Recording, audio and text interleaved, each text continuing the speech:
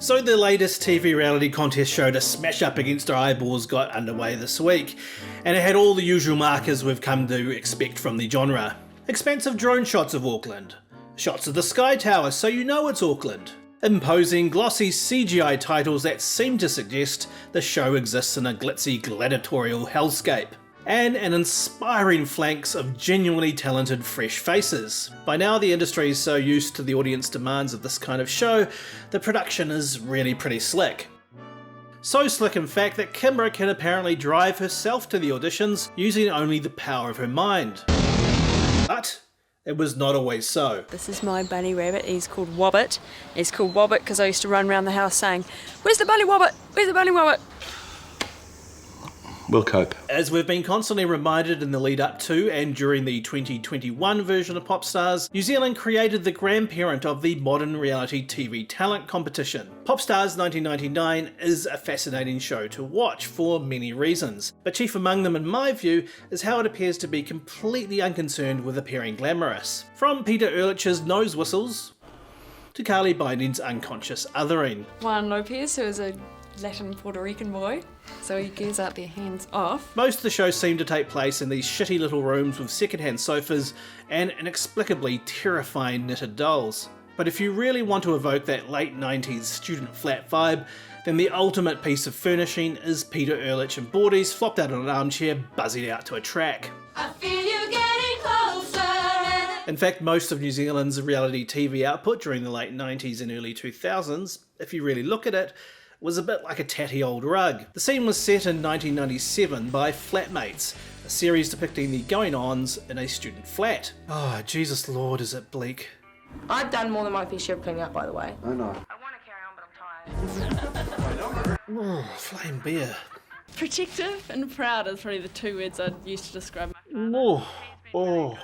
You might actually think there's nothing more New Zealand than watching a show where everybody appears to wear nothing but rip curl t-shirts. But you would be wrong. Very wrong indeed. Because what could be more representative of New Zealand culture than kicking off the 2010 local version of The Apprentice with a sausage sizzle. That's right, that's a Kiwi staple. And then proceeding to squeeze every single last drop of drama from the snag fest, much like a man tonguing the rim of a nearly empty tomato sauce bottle. It's 10 a.m. and the health inspector has arrived at the correct location. All right, you're at the wrong location then. In the dying minutes, Kim instructs the girls to take the food out to the customers. We're allowed to do that. But this is in contravention of the council health certificate. You guys had a pork sausage with some onions and some tomato sauce on a piece of bread. Even sponsors of whole shows could be utterly humdrum. Take, for example, 2001 Celebrity Treasure Island, which appears to be sponsored by some sort of mobile phone service called The Juice.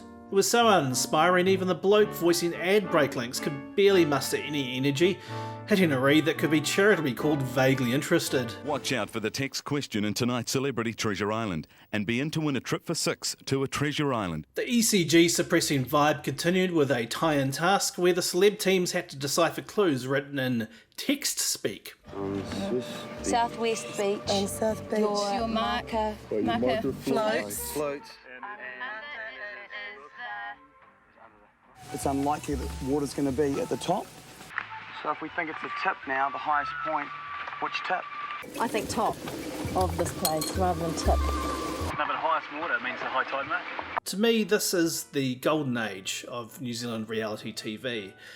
Nobody could hit the budgets of the UK and US shows, so everything was wonderfully and proudly poos, which made it seem even more like it was ours.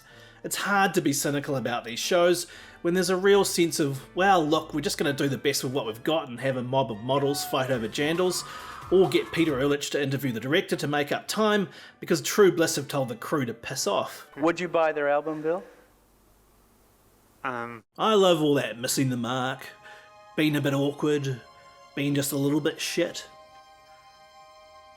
Maybe New Zealand's just way too slick now. Maybe that New Zealand is gone forever. It's a pity I miss it. Hang on. What's this? If we can find someone with that fresh sound It'll be bomb. Yeah, I think we can do it. Yeah. I have Logic and just a microphone. Nice. Great. It's a good program. Yeah. Got some banging beats there, girl. Popstars reboot. It's about to get loud. Oh, the old magic's still there.